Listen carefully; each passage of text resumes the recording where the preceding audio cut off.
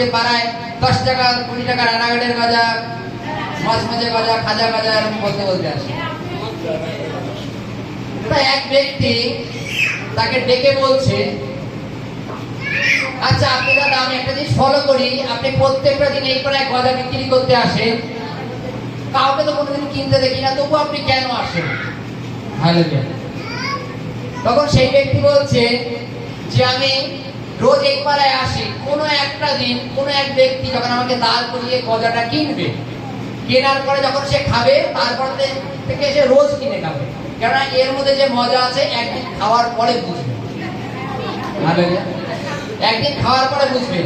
কিন্তু যতদিন না খায় ততদিন এই ভালো জিনিসটা নিয়ে আমি ঘুরে বেড়াবো, কোনো একটা দিন যখন খাবে তখন তার মর্ম বুঝতে পারবে। হালেলুয়া। তদানুসারে প্রভুকে নিন্দামন্দ কারা করে? যারা কোনোদিন প্রভুকে চাকেনি, মানে আশ্বাস গ্রহণ করেন। যেই দিন প্রভুকে আশ্বাস গ্রহণ করবে প্রভু, সেই দিন বুঝবে যে প্রভু কি। আজকে প্রভুর সুসমাচার নিয়ে আমরা প্রত্যেকটা গ্রামে যাই, প্রত্যেকটা গ্রামের বাড়ি, কিছু বাড়ির লোক ইগনোর করে, এড়িয়ে চলে যায়। চলে যাওয়ার কারণ কি জানো? তারা মানে আমি ফেরি করছি, সে আমাদের কিনছে না, কিন্তু যেদিন কিনবে তারপরে থেকে আর আমাকে ছাড়বে না। বুঝেছি?